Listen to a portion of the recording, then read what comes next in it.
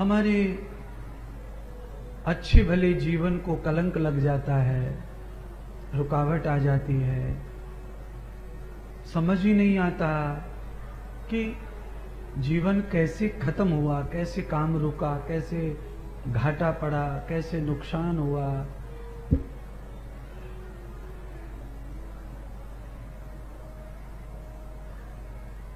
ऊंची पानी ना टिके और नीचे लेत ठहराव, जो नीचे भर भर पिए प्यासा नहीं रह जात।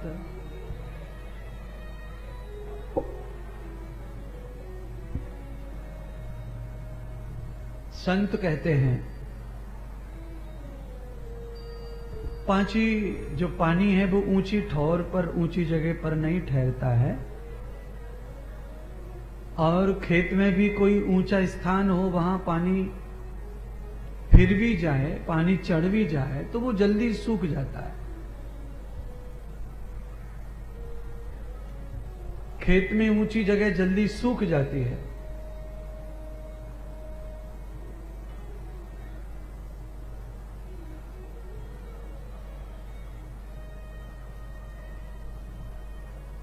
और फसल प्यासी रह जाती है।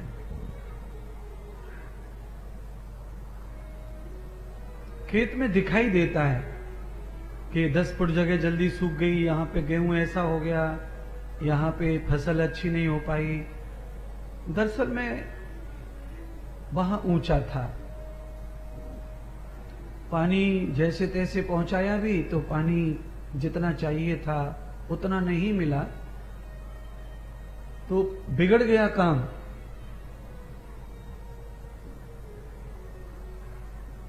और नीचे पानी ठहरता, पूरी तरह प्यास वहां बुझ जाती है। ऊंचे पानी ना टिके, नीचे भर भर जाए, और जो नीचे भर लेता है वो प्यासा ना जाए। इसका अब सरल अर्थ कर देते हैं। कबीर ये कहते हैं कि जो प्राणी अभिमानी है वो हमेशा प्यासा रहेगा। जो खुद को ही बड़ा मानता है वो हमेशा प्यासा मरेगा, उसके पास कुछ नहीं रहेगा। और जो नीचा झुकना जानता है उसको भर भर के प्रभु देंगे, और वो स्वयं भी पिएगा और दूसरों को भी पिलाएगा। इसीलिए ऊंची जगह पानी नहीं ठहरता। ऐसे ही अहंकार अभिमानी प्राणी के पास में शांति नहीं ठहरती, सुख नहीं ठहरता, आनंद नहीं ठहरता, उन्नति नहीं ठहरती। आएगी चली जाएगी, शांति आएगी चली जाएगी, धन आएगा चला जाएगा। मतलब उसका लेवल हमेशा डाउन में ही रहेगा, अप नहीं करेगा, बढ़ेगा नहीं। गांव का कोई भी पोखरा, तालाब, पोखरिया, एक भी तालाब पोखरा गांव का ये नहीं कहता कि मैं प्यासा मर रहा हूं, पानी दो, पानी दो, पानी दो। पर वो गांव में सबसे नीची जगह पर होते हैं, पोखरा हमेशा गड्ढा होता है। इसीलिए परमात्मा अपने आप सबकी छतों पे बरसता है, ऊंची ऊंची जगह पर, 4-4 मंजिल पर, और पूरा पानी पाइप से होके उसी पोखरा की तरफ जाता है। जो पोखरा नीचे होकर बैठा हुआ था उसके पास सारे गांव का पानी पहुंच गया। ऐसे ही जो झुक के जिएगा, जो अभिमान से नीचे आ जाएगा, उसके पास 10 दिशाओं से कृपा आती है। अब ये महात्मा इंद्रदेव की कृपा है, ये चटनी समोसा वाली कृपा नहीं है। ये कृपा है बुद्धि की, विवेक की, समझदारी की, सत्संग के, अपने जीवन को समझने की कृपा है। जीवन को जितना सरल, नॉर्मल, शांत जियोगे, आप उतने ही प्रमोशन करोगे जीवन का। कैसा प्रमोशन? आर्थिक धन लाभ होगा बहुत ज्यादा। बनिया लोग लड़ने में विश्वास नहीं रखते। दुनिया का कोई व्यापारी लड़ने में विश्वास नहीं रखता।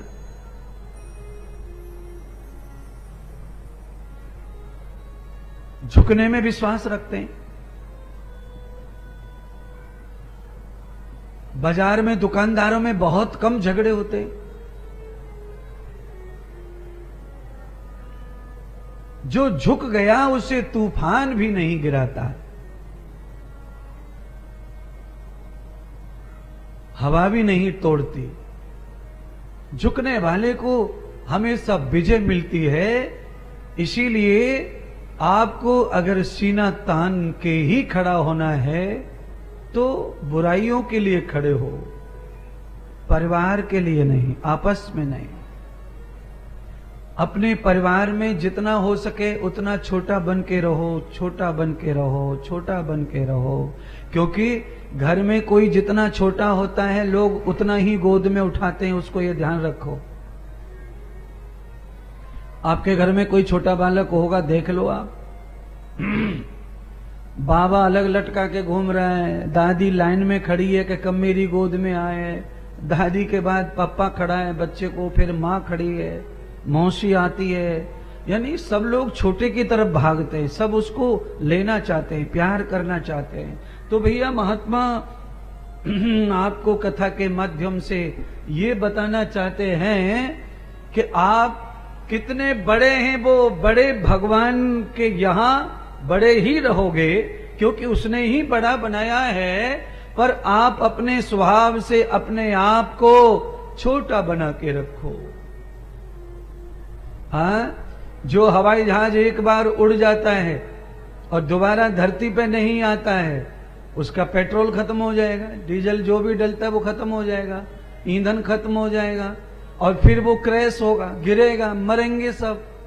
इसीलिए धरती से जो ऊंचा उठ रहा है, विकास कर रहा है, वो करे, पर वो धरती पर आने का प्रयास करे कि मैं धरती पर ही रहूं, मैं जमीन से जुड़ा रहूं, मैं परिवार से जुड़ा रहूं, मैं रिश्तों में जुड़ा रहूं, मैं भावना में जुड़ा रहूं, मैं परिवार के संगत में रिश्तेदारों से भी जुड़ा रहूं। मैं चाहे जितना बड़ा हो जाऊं पर मैं किसी से टूटू नहीं, ये भाव से जियो। क्यों? ये भाव नहीं पैदा हो तो फिर कैसे पैदा हो सकता है ये भाव? कुछ अच्छा नहीं है क्या? भाव कैसे पैदा होगा?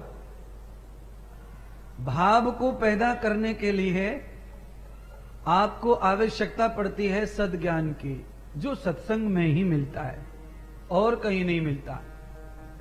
आप चाचा के पास बैठ के देखो, ताऊ जी के पास बैठ के देखो, वो बढ़िया बात भी बताएंगे तो एक बुरी बात भी बताएंगे।